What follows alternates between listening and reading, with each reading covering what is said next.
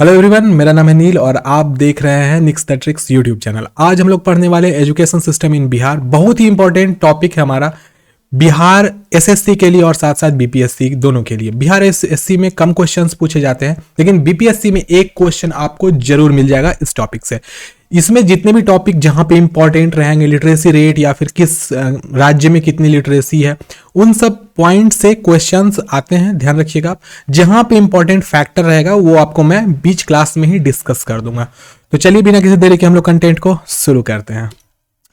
देखो, ये हमारी फर्स्ट क्लास है एजुकेशन सिस्टम की। देखिए, सबसे पहले हम लोग यहां पर देखते हैं education in Bihar. Education Bihar में जो शुरू किया गया था वो कब से शुरू किया गया था आप लोग को पता होना चाहिए। तो 1800 का टाइम था, 1835 के टाइम में शायद एजुकेशन सिस्टम बिहार में शुरू करी गई थी। और वो जो शुरू की गई थी वो मतलब हमारे ईस्ट इंडिया कंपनी के द्वारा शुरू करी गई थी। तो उन सभी चीज़ों को भी हम लोग डिस्कस करेंगे, लेकिन उससे पहले हम लोग देख लेते हैं एजुकेशन इन बिहार, मतलब बिहार में शिक्षा। The state has shown outstanding progress in the betterment of the level of education across इस डिस्ट्रिक्ट। देखो, बीते डेकेड्स में देखा जाए, 10 साल में देखा जाए, तो बिहार स्टेट एक तरीके से अपने आप को बहुत ही तेजी से डेवलप किया है एजुकेशन के फील्ड में। क्योंकि एक जगह देखा जाए, पूरे ऑल ओवर इंडिया का एक रिपोर्ट में पता किया था, इंडिया टुडे की रिपोर्ट थी, उसके अनुसार यह पता चला था कि बिहार सबसे बॉटम में आता है एजुकेशन सिस्टम में। तो उसी को देखते हुए क्या किया गया कि राज्य सरकार ने क्या किया है, अपना जितना भी जिला है उसमें शिक्षा के स्तर को सुधार करने के लिए उन्होंने बहुत ही उत्कृष्ट प्रगति दिखाई है। With the increase in number of schools and higher education institutions have increased the literacy rate of state from 46.94 in 2001 to 61.35 in 2011। देखो, जो बीते 10 साल में बहुत बड़ा डेवलपमेंट और चेंजेस आया हमारे एजुकेशन सिस्टम में, उसके पीछे कहीं ना कहीं हमारी जो सरकार है, राज्य सरकार, वो जवाबदेह है। देखो, पहले के ज़माने में हम लोग 2001 का टाइम देखते हैं। बहुत सारे यहाँ पर हमारे क्लास में बच्चे ऐसे भी होंगे जो 2001 में शायद पैदा भी लिए होंगे, वो लोग का जन्म ईयर ऑफ बर्थ 2001 होगा।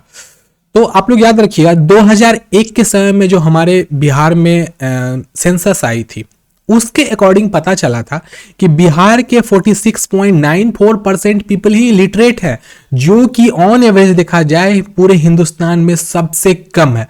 और देखो, लिटरेसी रेट से ही पता चलता है कौन सा स्टेट कितना डेवलपिंग है या डेवलप्ड है या अंडर डेवलप्ड है। तो अब किसी स्टेट के 50% जो जन नागरिक है वह अनपढ़ है, दैट्स मीन वह स्टेट हमारा शेड्यूल्ड स्टेट के अंदर कहा जाता है। शेड्यूल्ड स्टेट वैसे स्टेट्स को कहा जाता है जिस पे सरकार को ध्यान देना पड़ता है। लेकिन फिर क्या हुई, बीच में हमारी बहुत सारी सरकार आई, हमारी आरजेडी की सरकार आई, उसके साथ साथ हमारी एनडीए की सरकार आई। तो उन सरकारों ने क्या देखा, उन सरकारों ने आसपास के स्टेट से अपने आप को कंपेयर किया, और जब उन्होंने कंपेयर किया तो उन्होंने पाया कि हम तो उसके बगल वाले राज्य के तुलना में आधा से भी कम है। फिर उन्होंने अपने एजुकेशन सिस्टम में चेंजेस लाया। वो चेंजेस किस प्रकार से था कि वो जो चेंज आया वो बीते 10 साल में, ध्यान रखिएगा यह समय बहुत छोटा सा नहीं है, ये समय हमारा 10 इयर्स का एक लंबा टाइम है। याद रखना बच्चों, एक बात आपको मैं बता देता हूं, कोई भी सुशासन का जो भी चेंजेस आता है वो एक लंबा ड्यूरेशन लेता है, जस्ट बिकॉज कि लोगों को धीरे धीरे समझते समझते परिपक्व होते होते लंबा अरसा बीत जाता है। तो 10 साल एक इस तरीके से देखा जाए तो छोटा समय है। एक स्टेट को मैं आपको बता देता हूं, हमारे ही हिंदुस्तान में आजादी के बाद एक समय ऐसा आया था जो लिटरेसी रेट 10% सिर्फ बढ़ी थी, पूरी की पूरी हिंदुस्तान की 10 नहीं 13% बढ़ी थी। वो बहुत कम था देखा जाए, और वैसा दोबारा फिर कभी नहीं हुआ। और सबसे अच्छा जो हमारा ईयर था वो 2000 था। याद रखना इस चीज को, मैं इन चीजों को भी आपके आगे क्लास में बताने वाला हूं। तो देखो, 2001 में 46.94% थी, और 2011 में वो बढ़ के कितना चला गया, 61.35%। अब देखिए, इतना लंबा जो डिजास्ट्रिक चेंजेस हुआ, इसके पीछे कौन जिम्मेवार है, तो इसके पीछे जिम्मेवार है हमारी सरकार। ध्यान रखिएगा, उन्होंने ही अपने शिक्षा की नीतियों में चेंजेस किया, जिसके कारण यह जो हमारा 61.35% है इसकी प्राप्ति हो सकी है। और एजुकेशन में ये प्राप्ति बहुत बड़ी है, याद रखना, क्योंकि एजुकेटेड इतना जल्दी नहीं हो जाते हैं। मैं आपको बताता हूँ, अफ्रीका का बहुत सारा पार्ट ऐसा है जहाँ के लोग आज भी नए मॉडर्न टेक्नोलॉजी से अवगत नहीं है। उन लोगों को पता ही नहीं कि कंप्यूटर नाम की कोई चीज़ भी होती है, और वो लोग आज भी देखा जाए तो जंगली जीवन व्यापन करते हैं। तो इन्हीं सब चीज़ों को देखते हुए वो मतलब जो हमारा मतलब education system of the world है, मतलब आपको मैं बता देता हूँ, दुनिया में बहुत अलग अलग फोरम्स हैं और बहुत सारी ऐसी ऑर्गेनाइजेशंस हैं जो एजुकेशन पे ध्यान देती है। तो उन्होंने अपने चेंजेस, जो उनके स्टैंडर्ड रूल हुआ करते थे एजुकेशन के, कि राइट टू एजुकेशन सबको मिलना चाहिए, तो उनको दूसरे कंट्री में भी इसी प्रकार से पेश किया गया। तो वो तो वर्ल्ड की बात थी, लेकिन अभी हम लोग बिहार में देखते हैं। बिहार में फिर आगे क्या कहा जाता है, in the upcoming census of 2021। देखो 2021 में सेंसस होने वाला था, वैसे नहीं हो पाया है। 2022 में शायद अगर कोविड ना रहा तो सेंसस होने की चांसेस बनती है। तो आगामी जो जनगणना होगी, Bihar might indicate the positive impact of various government schemes in education level. तो 2021 में ऐसा माना जा रहा है, जो आगामी जनगणना होगी उसमें बिहार जो अपनी शिक्षा की जो पद्धति होगी उसमें सकारात्मक प्रभाव देते हुए उसमें एक बहुत बड़ा वो चेंज करेगा। अब ये जो लेवल है वो किस प्रकार का लेवल है, आप इसको समझने की कोशिश कीजिएगा। हाल में एजुकेशन की एक पॉलिसी आई है, आप लोगों को पता है, एजुकेशन मिनिस्टर जो हैं मैम, उन्होंने इस चीज़ को पेश किया है। उसमें क्या दिया है उन्होंने कि the states has been following the 10+2+3 pattern. अब इस पैटर्न को बिहार में फॉलो किया जाता है, आपको पता होना चाहिए। सबसे पहले बच्चे क्या करते हैं, अगर बाय द वे वो हमारे यहाँ तो नर्सरी LKG UKG तो होता नहीं है बच्चों, आपको पता होना चाहिए। हमारे यहाँ होता क्या है, तो हमारे यहाँ होता है 1 क्लास। अब प्राइवेट स्कूल में मत जाना आप लोग, प्राइवेट स्कूल में तो प्ले स्कूल भी होता है एक, फिर नर्सरी होता, फिर लोअर किंडरगार्टन, फिर अपर किंडरगार्टन, ऐसे करके वो लोग चेंजेस करते हैं। लेकिन हमारे जो सरकार की स्कूल्स है उसमें शुरुआत होती है फर्स्ट स्टैंडर्ड से। तो फर्स्ट स्टैंडर्ड से 10th स्टैंडर्ड को बेस 1 माना जाता है। ये हमारा B1 हो गया, बेस 1 हो गया। उसके बाद जब 10th स्टैंडर्ड बच्चे पास करता है, उस समय में 10th में बच्चों को क्या देना पड़ता है, तो 10th का परीक्षा बोर्ड देना पड़ता है।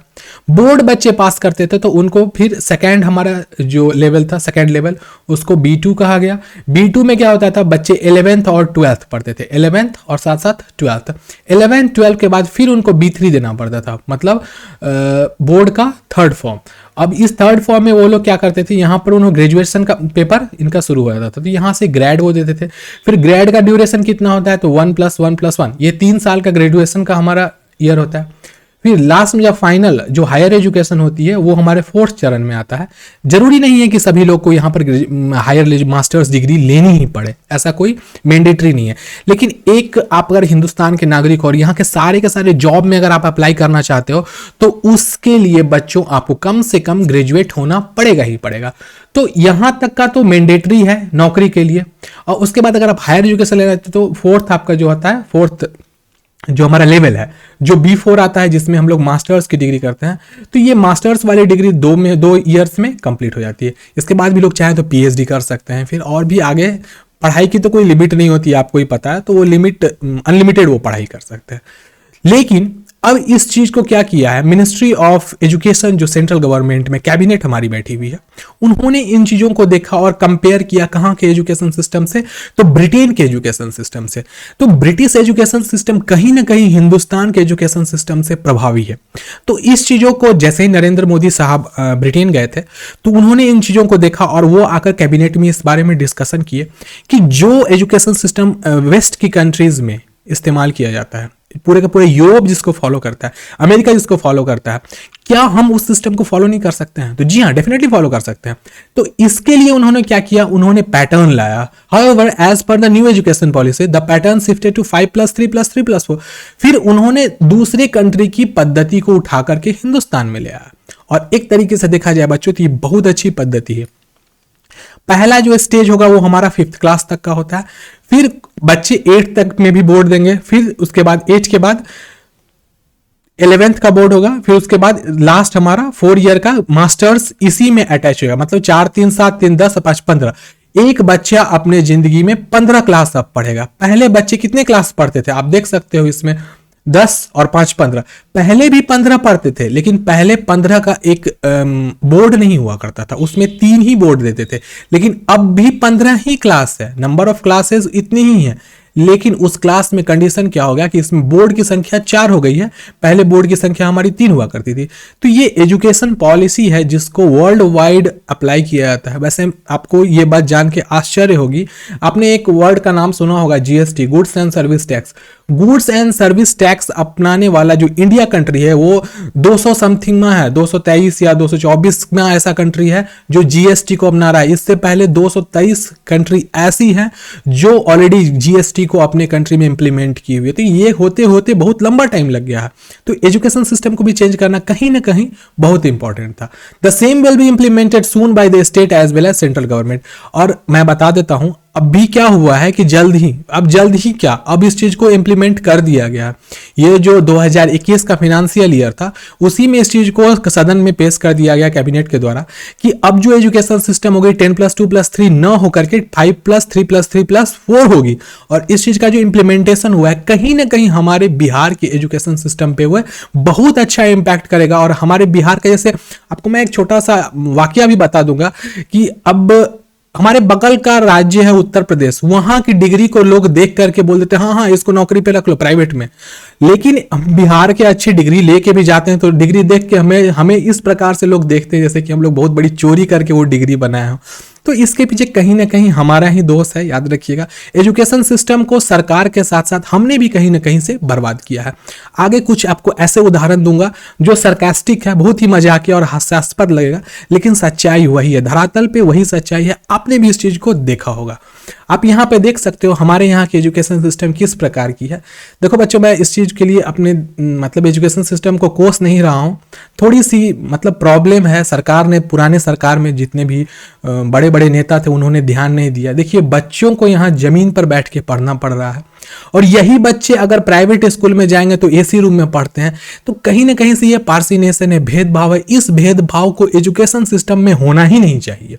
मैं आपको बताता हूं, दिल्ली सरकार में केजरीवाल को 50 लोग गालियां देते हैं, बोलते हैं केजरीवाल फालतू इंसान है, फला चिल्ला ढेकना। लेकिन मैं आपको बताता हूं केजरीवाल ने दिल्ली को जिस प्रकार से एजुकेशन, बिजली, पानी और सड़क के रूप में सुधार दिया है उतना पिछले कोई सरकार ने नहीं किया, याद रखिएगा।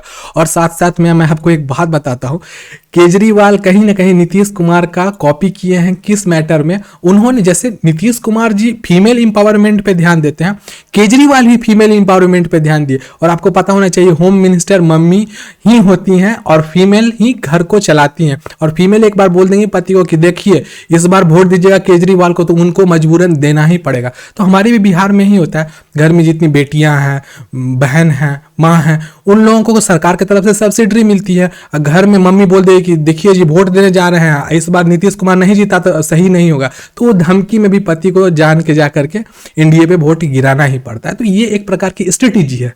देखो ये मजाकिया बात थी, सच्चाई जो है वो हम लोग समझते हैं। जितनी भी फीमेल्स होती हैं वो खुद समझदार हैं और जितने भी मेल्स हैं हमारे बिहार के वो खुद समझदार हैं। वो खुद जानते हैं किसको वोट देना है, किसको वोट नहीं देना। जो काम करता है उसी को लोग सरकार में लाती भी है। नेक्स्ट हम लोग देखते हैं, देखो, also to encourage the students the government has also implemented the following scheme.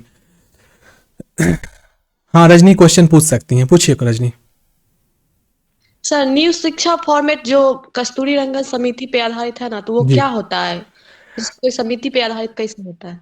Okay ठीक है, मैं इस चीज को आगे, इसी चीज के बारे में जितनी भी योजनाएं हैं अभी तुरंत आएंगी, मैं उस चीज को आपको बताने वाला हूं। ठीक है, मैं आपको बताऊंगा वो किस प्रकार से इंप्लीमेंट किया जाएगा। ठीक है, हम लोग देखते हैं also to encourage the students. देखो विद्यार्थी लोगों को प्रोत्साहन करने के लिए गवर्नमेंट ने बहुत सारे नए योजनाओं को भी लागू किया है, जैसे मुख्यमंत्री बालिका प्रोत्साहन योजना, विद्यार्थी प्रोत्साहन योजना, साइकिल योजना, कन्या उत्थान योजना। आप यहाँ पे देखिएगा, यहाँ पे 3 योजनाएं हैं, उस 4 योजना है उसमें से 3 महिलाओं को समर्पित है। देख लीजिए किस प्रकार की स्ट्रेटेजी है, क्योंकि इंपावर करना है किसको? जो कमजोर वर्ग है। देखिए इंपावरमेंट किसको दी, शक्ति किसको प्रदान करनी चाहिए? जो लोग कमजोर हैं, जो ऑलरेडी फ्लोरिश है उनको क्या, अब कोई पेड़ बड़ा हो गया है उसमें क्या जरूरत है खाद पानी देने का, जो पेड़ छोटा है उसमें खाद पानी देना है। तो यहां पर देखिए मैक्सिमम योजनाएं जो हमारे नीतीश सरकार साहब के द्वारा है वो है मुख्यमंत्री बालिका प्रोत्साहन योजना। अब बालिका प्रोत्साहन योजना में क्या होगा, फीमेल को स्पेशल शक्ति दी जाएगी। किस रूप में? कि अगर वो लंबी स्टडी करती हैं, अगर वो ग्रेजुएशन मास्टर्स की डिग्री करती हैं, तो उनको हर साल कुछ ना कुछ धनराशि दी जाएगी। विद्यार्थी प्रोत्साहन योजना, इसके अंतर्गत वैसे लोग आएंगे जो लोग पढ़ने में सक्षम नहीं है, वो लोग अच्छे स्कूल नहीं जा सकते हैं, तो सरकार उसके लिए व्यवस्था कराएगी। उसके बाद साइकिल योजना शुरुआत में फीमेल के लिए कराई गई थी, फिर बाद में मेल फीमेल दोनों के लिए हुई, लेकिन फिर उस पर बहुत ज्यादा विवाद होने लगा, जिसके कारण फिर से साइकिल योजना को घुमा करके फिर फीमेल पे ही कर दिया गया। अब उत्तर प्रदेश भी साइकिल योजना के जगह पे स्कूटी योजना ले आया है, ध्यान रखिएगा। कन्या उत्थान योजना का कंडीशन ये था कि जो फीमेल एम्पावर्ड नहीं है, एजुकेशन नहीं ले सकती हैं, उनको मतलब जो वास्तविक ज़रूरत होती है फीमेल की, कपड़ों की या फिर उनको एजुकेशन की, साथ साथ में जो सब्सिडरीज की, फिर बैंक से मिलने वाला लोन वगैरह की, तो इसके लिए उन्होंने कन्या उत्थान योजना को लाया है। इसमें फीमेल को शादी के टाइम में भी पैसे दिए जाएंगे, फिर अगर वो फर्स्ट टाइम मम्मी बनेंगी उस टाइम में भी सरकार के द्वारा पैसे दिए जाएंगे। उसमें भी कंडीशन है कि अगर लड़की बच्चा पैदा लेती है तो 5,000 रुपया दिया जाएगा, और लड़का बच्चा पैदा लेता है तो 1 रुपया भी नहीं दिया जाएगा। लेकिन जो सामान्य सुविधाएं होती हैं हॉस्पिटल की, वो सब अवेलेबल कराई जाएंगी। तो अब सरकार द्वारा अन्य प्रमुख योजनाएं इसमें कौन कौन सी है? अदर मेजर स्कीम्स आप देख सकते हो यहाँ पर। सबसे पहला यहाँ पे सर्व शिक्षा अभियान। देखो, सर्व शिक्षा अभियान लाने के पीछे कारण क्या था कि हमारे स्टेट आसपास के स्टेट से compete नहीं कर पा रहा था।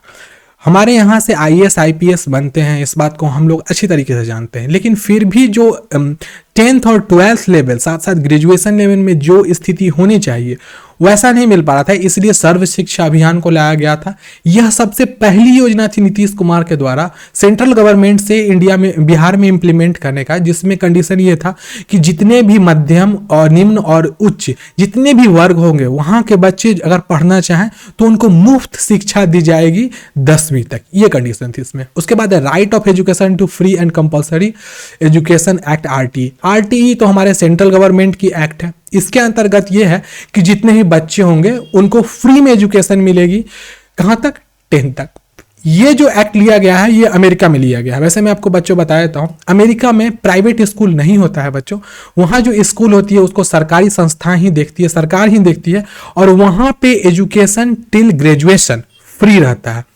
आपको पता होना चाहिए, हमारे हिंदुस्तान और मैक्सिमम उत्तर प्रदेश, बिहार, वेस्ट बंगाल, यही वो एरिया है जहां पे कोचिंग्स और प्राइवेट इंस्टीट्यूशंस चलती हैं। प्राइवेट इंस्टीट्यूशंस वेस्ट के कंट्रीज में है ही नहीं। नेक्स्ट है कस्तूरबा गांधी बालिका विद्यालय। अब देखिए, फीमेल ज़्यादा पढ़ सके, फीमेल ज़्यादा प्रोटेक्टिव फील कर सकते हो, और फीमेल को एक विशिष्ट प्रकार का इन्वायरमेंट मिल सके। क्योंकि मैं आपको बताता हूँ, बहुत सारे हमारे बिहार के ऐसे फैमिली हैं जो थोड़े पुराने ख्यालात के हैं, वो नहीं चाहते कि एक स्कूल में अपनी बेटियों को भेजे और वहीं पर बेटों को भी भेजे। बहुत पुराने ख्यालात के लोगों को मैं ला रहा हूँ।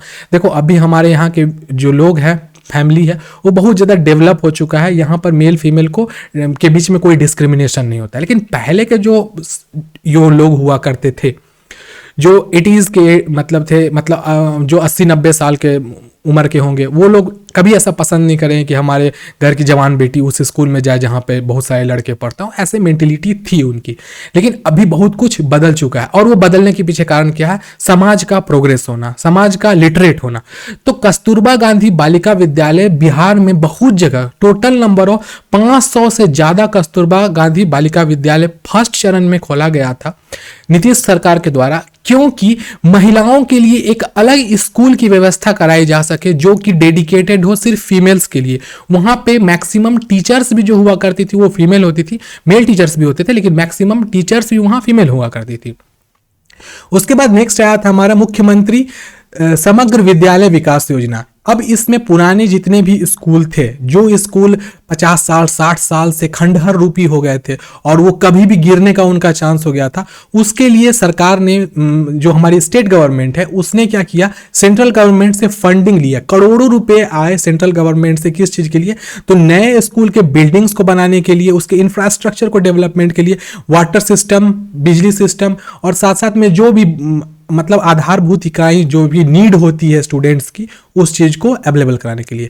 आपने देखा होगा आपके घर के आसपास से बहुत सारे ऐसे विद्यालय और स्कूल होंगे जिनको कि बीते आपके नजर के सामने में नया बिल्डिंग बनाया गया, तो बहुत सारे बच्चे लोग ये बोलते हैं कि प्रिंसिपल साहब बिल्डिंग बनवा रहे हैं, लेकिन वो प्रिंसिपल साहब बिल्डिंग नहीं बनवाते रहते हैं, वो बिल्डिंग हमारे एजुकेशन मिनिस्टर बनवाते हैं। और वो भी किन के पैसा से बनवाते हैं? हमारे ही पैसा से हमें सर्विसेज दी जाती है, क्योंकि वो टैक्स के पैसे जो हम लोग सेंट्रल गवर्नमेंट को पे करते हैं उसी से परसेंटेज बांटा हुआ रहता है, जो कि हमारे स्टेट गवर्नमेंट को मतलब समझो तो उनका स्टेक होता है, उनका हिस्सा होता है जो उनको दिया जाता है। वैसे मैं आपको छोटी सी एक बात बताना चाहूंगा, सरकार जो भी चेंज आपके कंट्री में कर रही है उसमें पैसा आपका लगा हुआ है, सरकार अपनी जेब से 1 रुपया नहीं लगाती है, ध्यान रखिएगा। और जो हम लोग टैक्स पे करते हैं वही टैक्स से हर चीज बनता है। जैसे कि आपने देखा होगा कि सड़क पे एक नया ब्रिज बन गया नदी पे, लोग बोलते हैं सरकार ब्रिज बनवाई, नहीं, वो ब्रिज में 1-1 रुपया हमारा लगा हुआ है, ध्यान रखिएगा इस चीज को।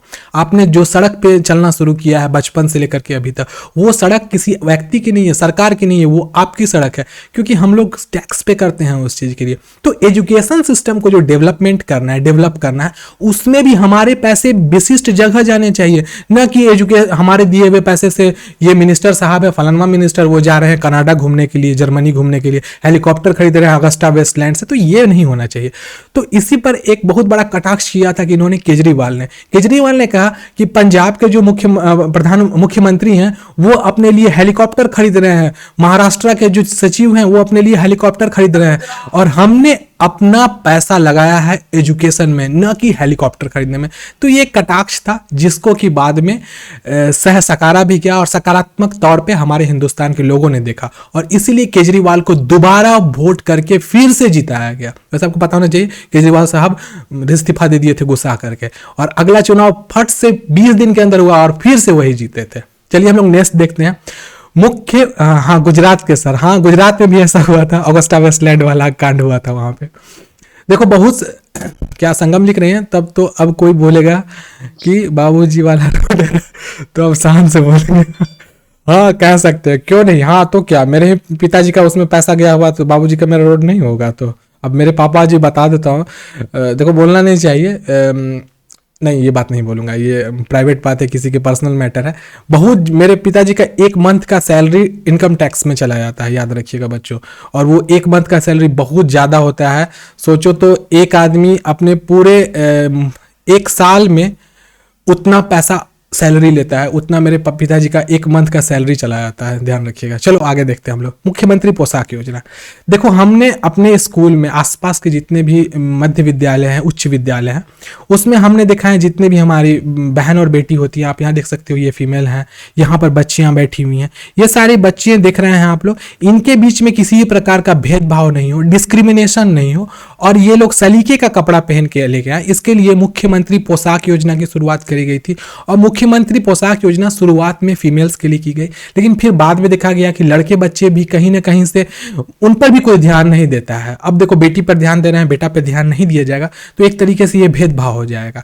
तो इसके लिए सरकार ने क्या किया कि लड़कों बच्चों को भी अब वो लोग पोशाक अवेलेबल कराने लगे। और मैं एक चीज आपको बताता हूं, आप देख सकते हो यहां पर डिस्क्रिमिनेशन, भेदभाव किस चीज में भी ना हो। आप देख सकते हो जैसे कि ये जाड़ा का टाइम था, तो जितनी भी बच्चियां और बच्चे हैं सबका यूनिफॉर्म एक टाइप का है, सभी बच्चे लोग यूनिफॉर्म एक जैसा पहने में। ऐसा नहीं कि कोई व्यक्ति दूसरे कलर का सलवार कुर्ती पहन के चली आई, कोई बच्चा कोई स्टाइलिश जींस टॉप पहन के चली आई, कोई साड़ी पहन के चली आई, ऐसी बात नहीं है, सब लोग समान ड्रेस में रहें। इसके लिए भी मुख्यमंत्री पोशाक योजना की शुरुआत की गई थी। यहाँ पर नीचे में मैंने फोटोज इसलिए डाले हैं क्योंकि आपके सबकॉन्शियस माइंड में रहेगा, तो आपको चीजें अच्छे से समझ में आएंगी और आप चाहोगे तो किसी को अच्छे से एक्सप्लेन भी कर पाओगे। उसके बाद नेक्स्ट योजना थी हमारी राष्ट्रीय माध्यमिक शिक्षा अभियान।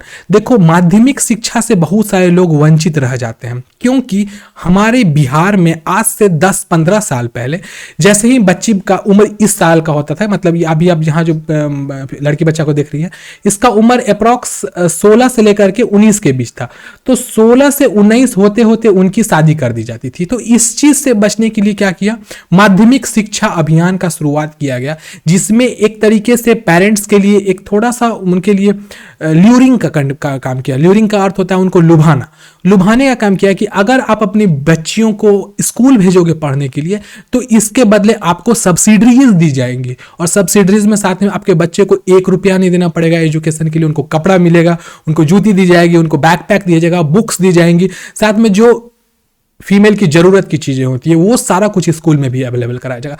तो इन चीजों को देखते हुए पेरेंट्स कहीं ना कहीं से ल्योर हो गए, उनको लगा कि चलो ठीक है सरकार कुछ ना कुछ अच्छा कर रही है तो क्यों नहीं अपने बच्चियों को पढ़ने के लिए आगे भेजा जाए। तो शुरुआत हुई थी माध्यमिक शिक्षा से, फिर उच्च शिक्षा पे आई, फिर उच्च शिक्षा में पैसा 10,000 दिया जाने लगा, फिर ग्रेजुएशन में 25,000 दिया जाने लगा।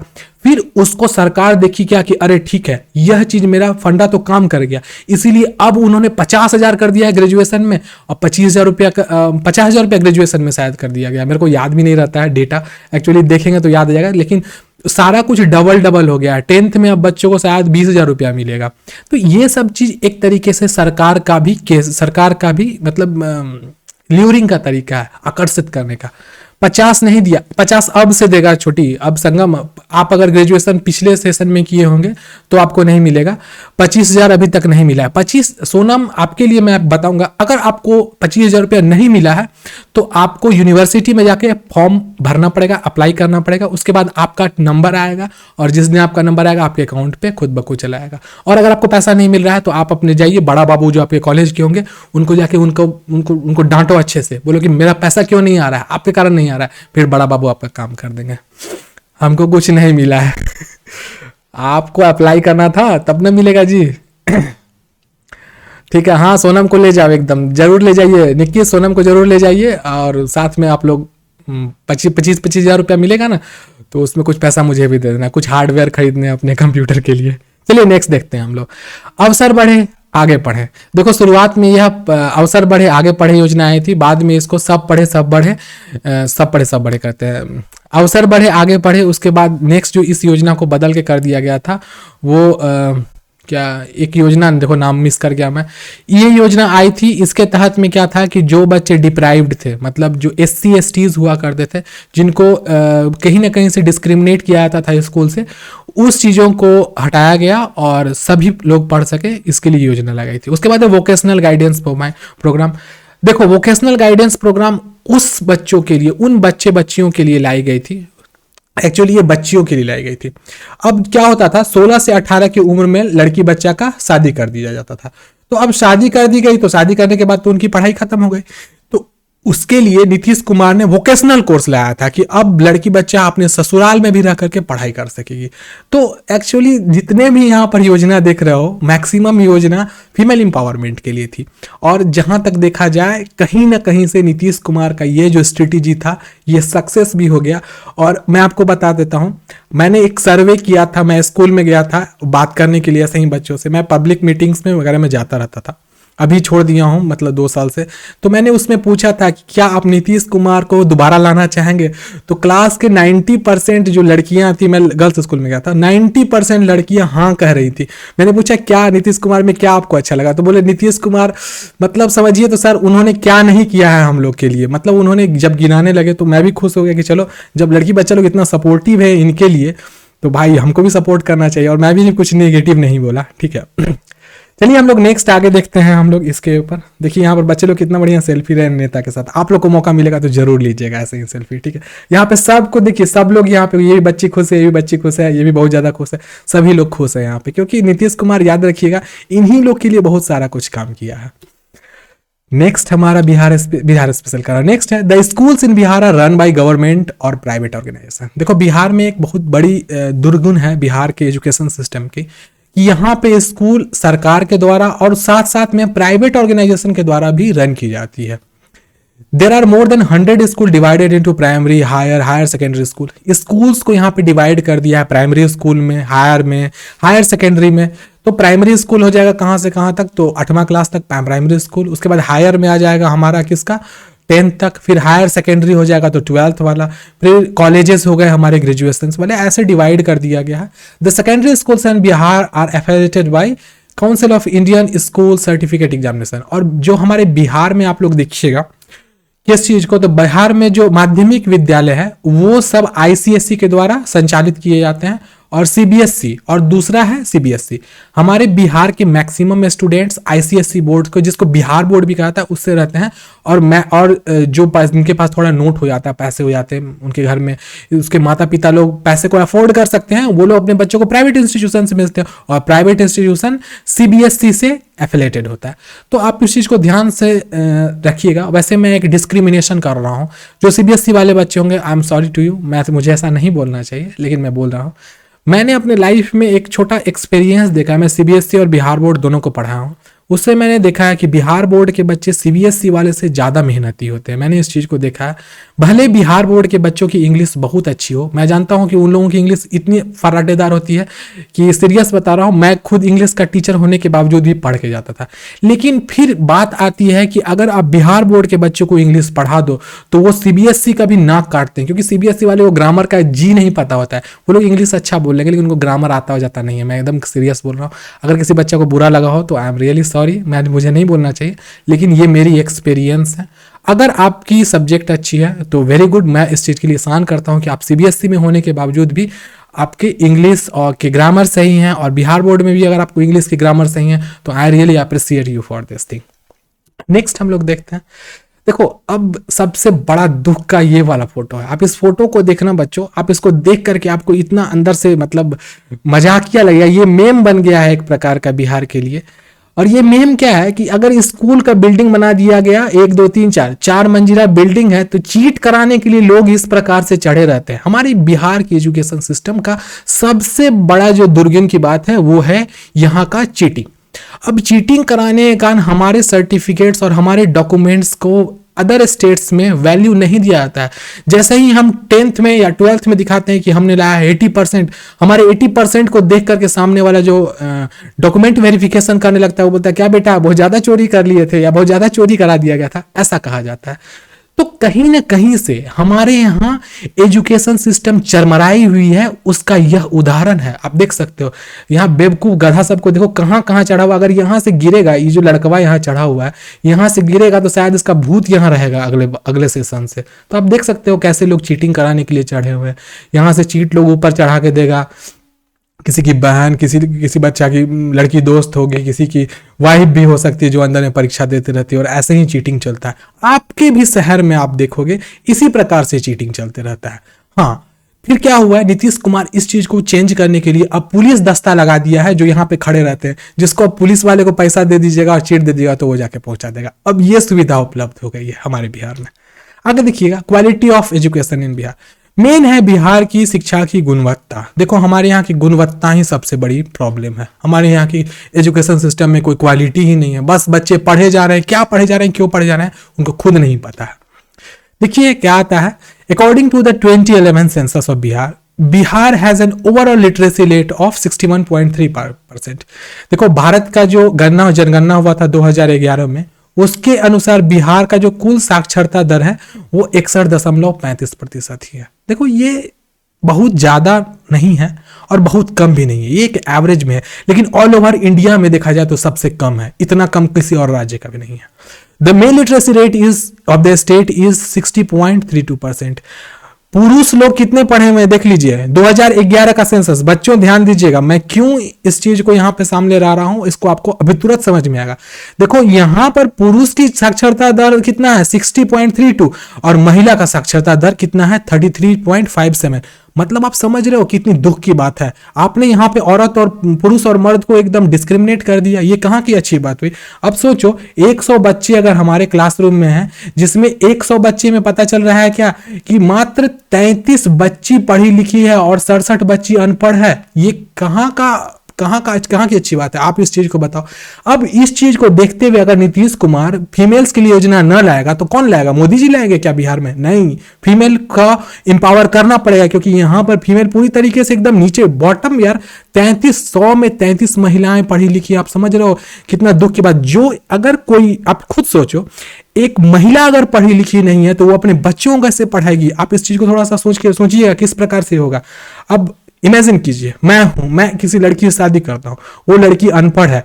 अब उसका एक बच्चा होगा, बाद में वो बड़ा होगा, तो उसको शुरुआत में बताना पड़ेगा ना, ए फॉर एप्पल होता है। अब ए फॉर एप्पल अगर कोई मेरी वाइफ नहीं पढ़ा पाए तो ये तो दुख की बात है कि नहीं। सबसे पहला टीचर क्या होता है एक बच्चा की? सबसे पहला टीचर उसकी माँ होती है, ध्यान में रखिएगा।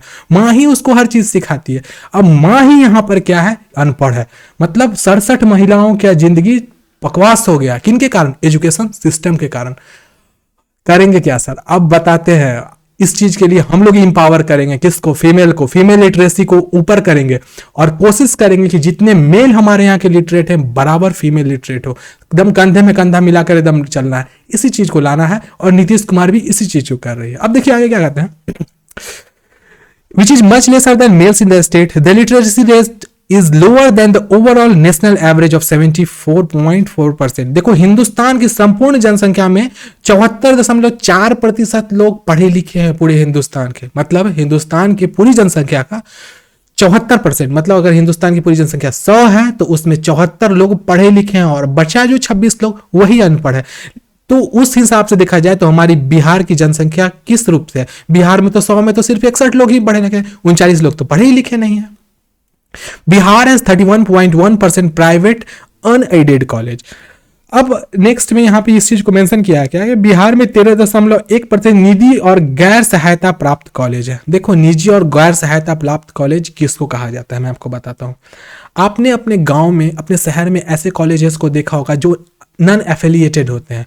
वो एक्चुअली पढ़ाएंगे तो जब वो 8वां तक पढ़ाएंगे, लेकिन बोर्ड का परीक्षा होगा तो वो किसी स्कूल से फॉर्म भरवा के कराते हैं, तो उसको गैर सहायता प्राप्त कॉलेज या स्कूल कहा जाता है। आप भी हो सकता है वैसे स्कूल में पढ़े होंगे, जिस स्कूल में आप पढ़ तो रहे हो लेकिन जिस टाइम में फॉर्म भरे होंगे तो आप किसी और स्कूल से फॉर्म भरे होंगे। अगर आपके साथ ऐसा हुआ है तो नीचे आप कमेंट में लिख सकते हैं। हम लोग आगे देखते हैं नेक्स्ट वाले पॉइंट को। इसमें education of women and education of SC STs and OBC, इस पर हम लोग थोड़ा चर्चा करते हैं। देखो, ये डिस्कशन का एक कंटेंट तो नहीं है लेकिन फिर भी इस पर बात करना चाहिए। देखो, सबसे पहली बात आपको मैंने भी थोड़ा दिखाया कि बिहार में सिर्फ 33 महिलाएं पढ़ी लिखी थी 2011 के सेंसस में। और इस चीज को इंपावर करने के लिए नीतीश कुमार ने बहुत सारी महिलाओं के उत्थान के लिए एजुकेशन में स्कीम्स लाया, जिसको देखा जाए तो प्रोफिलरेट होते हुए और फैलते हुए भी देखा गया और उससे सफलता भी मिली सरकार को। इस चीज को देखते हुए सरकार ने अन्य जाति को, जैसे कि शेड्यूल कास्ट और शेड्यूल ट्राइब, आप लोग जानते हो जाति मतलब अनुसूचित जाति और अनुसूचित जनजाति, इसके भी लोगों को पढ़ने नहीं दिया जाता था। मैं आपको एक छोटा सा सिस्टम बताता हूँ, पुराने जमाने का है, अभी ऐसा नहीं होता है, अभी उतना ज़्यादा नहीं चलता है लेकिन अभी भी चलता है। आप इस चीज़ को याद रखिएगा। कास्टिज्म एक ऐसा चीज़ है जिसको संपूर्ण रूप से देश में क्या पूरी दुनिया में नहीं हटाया जा सकता है। तो हमारा बिहार क्या चीज़ है मैं आपको बताता हूँ। जो SC होते थे, शेड्यूल कास्ट होते थे, शेड्यूल ट्राइब होते थे, उनको स्कूल में पढ़ने नहीं दिया जाता था। किनके द्वारा? तो जो जनरल कैटेगरी के लोग हुआ करते थे वो लोग, उनको स्कूल में घुसने नहीं दिया करते थे। पुराने जमाने में तो ऐसी स्थिति थी कि SCs को मंदिर में भी पूजा नहीं करने दिया जाता। अगर वो पूजा करना चाहते थे तो मंदिर के बाहर से ही उनको पूजा कर दिया जाता। तो ये सब चीज हमारे इविल्स थे। किस चीज के? तो कास्टिज्म के इविल थे।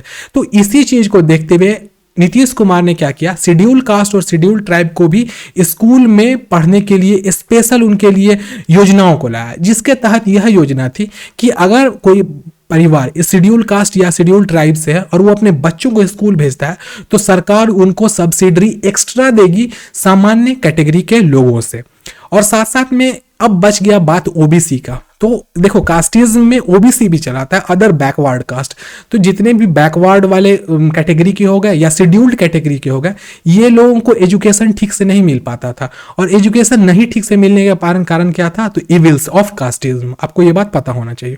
पुराने जमाने में ऐसी कंडीशंस थी राजा महाराजाओं के टाइम में कि देखो, नहीं बोलूंगा मैं इस चीज़ को, आप लोग इस चीज़ को खुद समझना, क्योंकि हमारी क्लास यूट्यूब पर भी लाइव स्ट्रीम की जाती है। मैं नहीं चाहता हूं कि कोई मतलब इन चीज़ों को लेकर टिक्का टिप्पणी करने लगे। तो आप इस चीज़ को समझने की कोशिश कीजिएगा। हाँ, अगर मैं यूट्यूब वाली क्लास को बंद कर देता हूं तो मुझे बोलने में कोई प्रॉब्लम नहीं है, तो लास्ट में इस चीज़ को हम बोलेंगे। लेकिन इस चीज़ को याद रखिएगा कि पुराने ज़माने में ऐसा सिस्टम था कि एजुकेशन वॉज प्रोहिबिटेड फॉर हुम SC ST एंड OBC।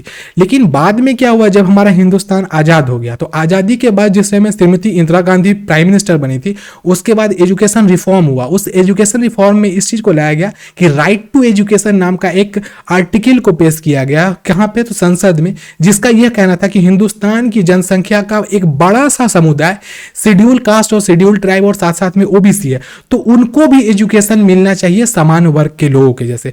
क्योंकि जो भी ऑर्गेनाइजेशंस थे, बड़ी बड़ी संस्था थे, बड़े बड़े ऑफिशियल्स थे, वहाँ पे जो कास्टिज्म का बैरियर था उसको सरकार को तोड़ना था। तो इसीलिए भीमराव अंबेडकर साहब ने भी स्पेशल रिजर्वेशन को लाया था। मैं इस चीज़ के बारे में चर्चा करूंगा जिस दिन हम लोग आर्टिकल पढ़ेंगे। एक स्पेशल आर्टिकल है रिजर्वेशन के ऊपर में, माइनॉरिटीज़ के ऊपर में। उस टाइम में कुछ ऐसे तथ्यों को आपको बताऊंगा जिसको पढ़ने के बाद आपको पता चलेगा कि क्यों कास्टिज्म सिस्टम को हिंदुस्तान से हटाया नहीं जा सकता। और जो लोग इसको हटाने की बात करते हैं वो लोग शायद इस चीज़ से अवगत नहीं है कि पास्ट टेंस में क्या हुआ था। तो इन चीज़ों को हम लोग उस आर्टिकल के टाइम में डिस्कस करेंगे। बहुत ही, देखो, ये पॉलिटिकल मुद्दा नहीं है, याद रखिएगा, ये एक सामाजिक मुद्दा है जिसको मैं एक तरीके से एक एजुकेशन के मामले से आपको मैं बताने का कोशिश करूंगा। तो यहाँ पे इस एजुकेशन SC ST और OBC में भी अच्छे से हो सके, इसके लिए सरकार, जो राज्य सरकार थी, उन्होंने नए एजुकेशन स्कीम्स को लाया और उस स्कीम से बहुत ही फायदा मिला है। और बहुत सारे पिछड़े वर्ग और अति पिछड़े वर्ग को भी एजुकेशन के लाइन में और जॉब के फील्ड में उनको सफलता भी प्राप्ति हुई है। और इसमें सबसे बड़ा जो था, मतलब प्रोग्रेशन का वर्क, वो वोमेन में हुआ। अब सोचो, 33% वोमेन थी, अभी के टाइम में देखा जाए तो 62% पे ये चला आया है। ध्यान रखिएगा, ये इंडिया टुडे का रिपोर्ट है कि 33% से 62% पर ये चीज आ गया है कि 2011 में 100 में 33 महिलाएं पढ़ी लिखी थी और 2001 का ये है, और 2011 में देखा जाए तो 62%। अभी ये चीज बढ़ करके और भी आगे चला गया होगा। नेक्स्ट है hurdles in education system in Bihar. मतलब बिहार की जो शिक्षा व्यवस्था है इसमें बाधा कौन कौन सी चीज डालती है। देखो, सबसे पहला है faulty policy of government. Government शिक्षा पे ध्यान नहीं देती है। गवर्नमेंट चाहती नहीं है कि यहाँ के लोग अच्छे से पढ़ सके। क्यों? क्योंकि उन लोगों को ध्यान ही देना, उन लोगों को अपना जेब भरना होता है सरकार को, इसलिए वो लोग ऐसा करते थे। पुराने समय की, नीतीश कुमार के टाइम के पहले की बात मैं बता रहा हूँ। उसके बाद है पॉलिटिकल डिफिकल्टीज। देखो, राजनीतिक कठिनाइयां किस प्रकार की होती है मैं आपको बताता हूँ। जैसे ही सरकार, कोई राज्य सरकार कोई नीति लेके आया तो अपोजिशन में जो खड़ा है फटक से बोलेगा ये चीज सही नहीं है, आप यहाँ पे ना महिलाओं के साथ पुरुष के साथ भेदभाव कर रहे हैं, ये बात सही नहीं हो रहा है। और कहीं ना कहीं वो लोग जाति धर्म को बीच में ले आते हैं और उसके बाद लड़ा देंगे। अब लड़ाने के कारण पॉलिटिकल डिफिकल्टी आएगी, कठिनाई आएगी, कोई ना कोई योजना आती रहेगी, वो कहीं ना कहीं रुक जाएगी। नेक्स्ट है फॉल्टी एडमिनिस्ट्रेशन ऑफ एजुकेशन। अब शिक्षा का दोषपूर्ण प्रशासन। जो एजुकेशन मिनिस्ट्री होते हैं वो लोग एक स्पेशल प्लान नहीं बनाते हैं एजुकेशन सिस्टम को डेवलप करने का कि किस प्रकार से हम लोग डेवलप करेंगे कि यहाँ पर कोई इसी प्रकार का डिस्क्रिमिनेशन नहीं हो, सभी लोग बराबर रूप से पढ़ सके। उसके बाद नेक्स्ट आता है डार्थ ऑफ मनी, पैसों की कमी। देखो, बिहार में हमारे यहाँ की जो जनता है वो किसान है, मैक्सिमम फैमिली फार्मर्स होते हैं। तो फार्मर फैमिली के पास इतना पैसा नहीं होता है कि वो अपने बच्चों पे लाखों लाख खर्च कर सके हायर एजुकेशन के लिए। तो ये भी डार्थनेस आ जाती है। उसके बाद है डार्थ ऑफ ट्रेन टीचर। हमारे यहाँ के टीचर्स ऐसे ऐसे होंगे ना जिसको जनवरी फरवरी लिखना नहीं आता, संडे मंडे लिखना नहीं आता। अब इस चीज़ का भी मेम वायरल हो गया था, आपको पता होना चाहिए, जिसमें टीचर को बोला गया क्या फरवरी लिख के दिखाओ, बेचारा से फरवरी नहीं लिखा जा रहा था।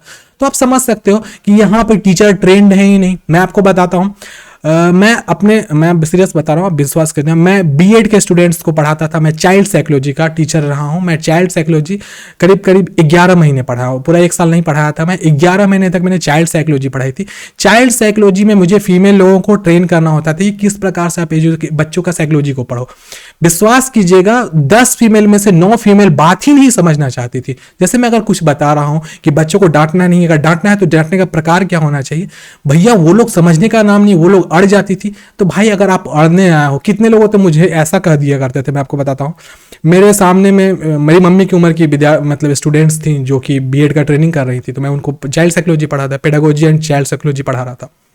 उसमें मैंने बताया कि देखिए मैम, आप ऐसे बैठ नहीं सकती हैं, आप टीचर बनिएगा भविष्य में। आप जो पलथी मार के बैठी हुई हैं अपने डेस्क पर, ये डेस्क बेंच पर, ये गलत है। उन्होंने मेरे को ताना दे दिया कि तुम तो मेरे बेटा की उम्र का है, तुम हमको इस तरीके से ज्ञान देगा तुम। तो अब किसी के अंदर में ईगो आ गया, तो आप टीचर किस तरीके से, एक टीचर को ऐसा होना चाहिए, लैनियंट होना चाहिए कि अगर कोई बच्चा आपसे कुछ कह रहा है तो आप उसको समझने की कोशिश करो। आप फटाक से सामने वाले को दबा रहे हो, that's mean you are not a good teacher, ध्यान रखिएगा। तो ये एक बहुत बड़ी समस्या है हमारे यहाँ के एजुकेशन सिस्टम में। और बहुत सारे लोग चोरी से घुसे थे, मतलब ट्रेन टीचर थे, बीएड, नकली एमएड, बीएड का बी भी नहीं पता है और बीएड का डिग्री उनके हाथ में है, बच्चा को हैंडल करने नहीं आता। अब वहां स्कूल में जाके आप स्वेटर बिन रही हैं, मोबाइल फोन पे बात कर रही हैं। तो ये सब चीज समस्या है हमारे यहाँ की। नेक्स्ट है एस्टेब्लिशमेंट ऑफ स्कूल बिल्डिंग। हमारे यहाँ स्कूल बिल्डिंग नहीं है, बच्चों को जमीन पे बैठ के पढ़ना पड़ रहा है। मास्टर साहब क्या किए, धूप जाड़ा लग रहा था, बच्चा लोग को सबको बोले बोरा लो और चलो फील्ड में बैठ गए। मास्टर साहब वहां पे चाय पी रहे हैं और सो भी गए मास्टर साहब, और यहाँ पे बच्चे लोग क्या कर रहे हैं, वहीं कबड्डी शुरू हो गया। तो ये है establishment of school buildings, building थी नहीं। नेक्स्ट है अनस्टेबल कैरिकुलम। हमारे यहाँ का जो कैरिकुलम है, ऐसे टीचर से पढ़ चुकी है, हल्का कर रही है, चलिए ठीक है, उनका अलग ही कोर्स होता है। सही बात है संगम, सही कर रही हैं आप भी। देखो अनस्टेबल कैरिकुलम का अनस्टेबल होने का मतलब क्या हुआ, बच्चा ग्रेजुएशन में नाम लिखाया 2011 में, उनको सर्टिफिकेट मिल रहा है कब, 2014, मतलब 3 साल का जो डिग्री होता है वो उनको 4 साल मिल रहा है। तो मतलब क्या, आपका कैरिकुलम कहाँ चला गया, बच्चा का तो 1 साल पूरा बर्बाद चला गया। उम्र को तो आप नहीं रोक लीजिएगा। नेक्स्ट है वेस्टेज ऑफ स्टैग्नेशन, मतलब ठहराव। स्कूल चल रहा है, पता चला मास्टर को भेज दिया गया किस चीज के लिए, जनगणना करने के लिए, वाह स्कूल बंद। अब क्या हो गया, बीच में चुनाव हो गया, स्कूल बंद। बाढ़ आ गया, स्कूल बंद। फिर क्या हो गया, रैली निकल गया, स्कूल बंद। फिर क्या हुआ, गांव में लड़ाई हो गई थी, स्कूल बंद। मतलब क्या कि पूरा समय का बर्बादी, बच्चे पढ़ ही नहीं पा रहे हैं, सिलेबस कंप्लीट ही नहीं हो रहा है। उसके बाद है नेचुरल ऑब्स्टिकल्स। अब ये जो होती है प्राकृतिक आपदाएं, उसका उस पे कोई काबू नहीं है। अब सोचो बाढ़ आ गया, कोसी के एरिया में बाढ़ आ गया, पूरा का पूरा दरभंगा डूबा हुआ है, स्कूल चलेगा, नहीं चलेगा। उसके बाद है सोशल भी, सामाजिक बुराई आपको पता होना चाहिए। ये SC ST OBC general EWS, ये कास्टिज्म वाला यहाँ पे लफड़ा आ जाता है, कास्टिज्म पे ज्यादा बात नहीं करेंगे। नेक्स्ट है हमारा लैंग्वेज प्रॉब्लम। हमारे बिहार की बहुत बड़ी समस्या, इंग्लिश देखते ही बच्चों को लग जाता है डर। हमारे बिहार के, मैंने इस चीज को देखा है। मैं आपको बता देता हूं, अभी हाल फिलहाल ये कमेंट आया था कोई बच्चे का, मुझे याद नहीं है। अब बच्चा को बगल में हिंदी दिख रही है, यहां बजाबता हिंदी लिखी हुई है, फिर भी बच्चा बोल रहा है सर आप इंग्लिश में पढ़ाते हैं। देखो बाबू, एक चीज बता देता हूं, आप विश्वास नहीं कीजिएगा, आपके जिंदगी में इंग्लिश का एक ऐसा मतलब वायरस घुसा हुआ है जिसको आप इस जन्म क्या अगले 100 जन्म तक उसको आप निकाल नहीं सकिएगा। इंग्लिश के बिना आपका काम चलेगा ही नहीं। आपके हाथ में जो कलम होगा ना, आप देखिए, अगर आप कॉपी किताब लेके बैठे हुए हो तो कलम पे भी इंग्लिश में लिखा होगा कलम का नाम। आपके हाथ में जो मोबाइल है, उस मोबाइल को देखिए, उसमें आपको कहीं भी हिंदी में लिखा हुआ है, ऊपर देखो, घुमा के देखो। अगर नोकिया का मोबाइल है तो नोकिया लिखा होगा, अगर जियो कह रहा है, अगर बाय द वे एप्पल का होगा तो एप्पल लिखा होगा, कहीं पे हिंदी में देवनागरी में लिखा ही नहीं होगा। तो भाई आप इंग्लिश से क्यों भाग रहे हो? इंग्लिश लाइफ है, याद रखना। देखो ईस्ट इंडिया कंपनी हिंदुस्तान से बहुत कुछ ले गई, लेकिन हिंदुस्तान में सबसे बड़ी चीज इंग्लिश भाषा को दे गई। और इंग्लिश भाषा याद रखिएगा, दुनिया में सबसे ज्यादा डोमिनेटिंग भाषा है। डोमिनेटिंग का मतलब उसका प्रभुत्व दुनिया की हर कंट्री पे है। आप इस चीज को कभी मत भूलना। हम लोग देखो चप्पल पहनते हैं तो चप्पल में भी देखिए रिलैक्सो लिखा रहेगा ना, तो इंग्लिश में लिखा रहेगा, हिंदी में नहीं लिखा रहेगा। गंजी में अगर लिखा रहेगा तो गंजी में लिखा रहेगा सेरा गंजी, तो भैया सेरा गंजी सिर्फ हिंदी में लिखा रहता है। अगर रूपा का पहने हो तो उसमें RUPA ही लिखा रहेगा। इस बात को आप लोग ध्यान रखना। थोड़ा मजाक भी कर लेते हैं हम लोग, क्योंकि मैंने जब भी बताया है इंग्लिश के क्लास में, जब भी बच्चों को मोटिवेट करता था तो ऐसे ही मैं मोटिवेट किया करता था। तो आप भी इस बात को ध्यान में रखिएगा कि इंग्लिश आपके लाइफ का एक बहुत बड़ा हिस्सा है। और मॉडर्न टाइम में, अभी के टाइम में अगर आप इंग्लिश नहीं जाने तो यू आर इलिटरेट। ध्यान रखना, कंप्यूटर पूरी इंग्लिश में होती है, और जो आदमी अभी के टाइम में कंप्यूटर चलाना नहीं जानता है वो 100% इलिटरेट है। ध्यान रखना। हाँ, इंग्लिश इज लाइक ऑक्सीजन। ये संगम आप एकदम 100% परफेक्ट बात कह रही है कि आप इंग्लिश को ऑक्सीजन ही समझिए, उसके बिना काम नहीं चलने वाला है। तो ये सब समस्या थी जिसके कारण हमारे बिहार में एजुकेशन सिस्टम में बाधा आ जाती है। नेक्स्ट है बच्चों, देखिएगा यहाँ पे देखो, यहाँ पे हम लोग थोड़ा सरकाज़म, थोड़ा मजाक कर लेते हैं। थोड़ा आज का टॉपिक बहुत ही अच्छा सा टॉपिक है, इसलिए थोड़ा बहुत मजाक भी करते हैं। यहाँ कार्टून में लिखा हुआ है, बिहार में लिखा हुआ 80% से ज्यादा स्कूल बिना प्रधानाचार्य के। बहुत बड़ी बात है यार, स्कूल में प्रधानाचार्य ही नहीं है, मास्टर लोग ही स्कूल चला रहे हैं, पाठशाला है यहाँ पे। और अब स्कूल भी नहीं, बिहार में आ गया बाढ़, देख सकते हो। यहाँ बच्चा अपने पिताजी को कह रहा है कि अब बाढ़ आ गया है, और साथ साथ में 80% स्कूल में प्रधानाचार्य भी नहीं। तो बहुत बड़ी सरकाज़म की बात है। जिन्होंने भी ये कार्टून बनाया है कुछ सोच समझ के बनाया होगा। उसके बाद है यहाँ पर क्या, हम सत्ता में थे तब परीक्षा में नकल के लिए किताब दे देते थे। किन्होंने कहा है, तो फलाना बाबू ने कहा है। और शिक्षा में सुधार की जरूरत है, हम सत्ता में आएंगे तो स्कूल की खिड़कियों की संख्या बढ़ाएंगे। तो समझिएगा कितना खतरनाक मजाक यहाँ पे किया गया है। आप समझ सकते हो कि इस प्रकार की बात है यहाँ पर कैसे मतलब कटाक्ष किया जा रहा है कि लोग चीटिंग कराते हैं, बड़े बड़े विंडोज से चीट जाता है। तो इसी चीज को यहाँ पर पेश किया गया है। थोड़ा आप भी देखिए, मजा कर लीजिए थोड़ा सा। यहाँ पे एक बहुत ही मार्मिक फोटो है बच्चों, इसको आप लोग समझने की कोशिश करना है। जिस व्यक्ति ने भी इस फोटो को बनाया है कुछ सोच समझ के बनाया होगा। आप इसको समझने की कोशिश कीजिए। यहाँ पर क्या है, ये आप देखो, इस फोटो को समझिए कैसे है, आप ऐसे समझ में नहीं आएगा। ये सब कौन है, यहाँ पर जितने भी लोग आपको दिख रहे हैं, मैं थोड़ा कलर चेंज कर लेता हूँ कि आपको समझ में आए। यहाँ पे जितने लोग दिख रहे हैं ये सब स्टूडेंट्स हैं, ध्यान रखिएगा। यह स्कूल है जो एक पेड़ नुमा है, लेकिन स्कूल उखड़ चुका है, मतलब पेड़ को जमीन से उखाड़ दिया गया। एजुकेशन सिस्टम स्थिर है ही नहीं, और उसमें पानी भी डाला जा रहा है तो कहां पे, तो पत्तों पे पानी डाला जा रहा है। मतलब स्कूल की व्यवस्था इस प्रकार की हो गई है कि इसको कंट्रोल से बाहर कर दिया गया है। और साथ साथ में यहाँ पे जो चूड़ी है, आप इस चीज को ध्यान रखना है, यहाँ जो 2 चूड़ी है, इसका कहने का मतलब ये है कि जो एजुकेशन सिस्टम है ये कमजोर हो चुकी है। चूड़ी यहाँ पर कमजोरी की निशानी को बतलाता है। क्योंकि हम लोग मजाक में नहीं, जब किसी झगड़ा होता है ना, बोल देते हैं क्या चूड़ी पहन रखे थे, तुमको पीटा नहीं गया, मतलब आप कमजोर थे क्या। तो हमारे यहाँ की शिक्षा व्यवस्था संपूर्ण रूप से कैसी हो गई है, कमजोर हो चुकी है। अब कमजोर होने के साथ साथ क्या हो गया है, जमीन से उखड़ भी चुकी है, और पानी भी डाला जा रहा है तो पत्तों पे, मतलब सिर्फ दिखावा के लिए। तो ये बहुत ही मार्मिक फोटो है। जिसने भी इसको बनाया होगा बहुत सोच समझ के बनाया होगा। तो आशा करते हैं आपको यहां तक सारी की सारी बातें समझ में आ गई है। देखो अगले क्लास में भी हम लोग ये जो हमारी स्पेशल सीरीज चल रही है एजुकेशन वाली, इसको सेकेंड क्लास में भी कंक्लूड करेंगे। उसमें हम आपको एमसीक्यू भी करा देंगे, और साथ साथ में जो एजुकेशन सिस्टम की शुरुआत बिहार में कहाँ से हुई थी, किस समय में हुआ था, खिलजी ने कैसे उसको बर्बाद कर दिया गया था, और फिर जैसे कि जो भी लॉर्ड हमारे आए थे, मतलब बाबू साहब सब जो इंग्लैंड वाले थे, उन्होंने किस प्रकार से एजुकेशन को बिहार में अच्छा किया, एस्टेब्लिश किया। और बिहार में किस समय में पटना यूनिवर्सिटी की एस्टेब्लिश हुई थी, मगध यूनिवर्सिटी कब बना था, वो सब चीज़ जो हम लोग चर्चा करेंगे, हम लोग इसी वीडियो की नेक्स्ट सीरीज में करेंगे बच्चों, ठीक है। तो आज के लिए हम लोग अपनी क्लास को यहीं पे ख़त्म करते हैं। नेक्स्ट डे हम लोग एजुकेशन वाले सिस्टम को ही आगे कंटिन्यू करके रखेंगे। अगर आपके पास कोई भी प्रश्न हो तो आप अभी हमसे पूछ सकते हैं। आपके पास 2 मिनट का टाइम है, और इसके बाद कृष्ण सर की क्लास शुरू होगी, वहां भी आप लोगों को जाना होगा। ठीक है यूट्यूब के बच्चों, आप लोग से हम लोग नेक्स्ट डे मिलते हैं। तब तक के लिए बाय बाय जी।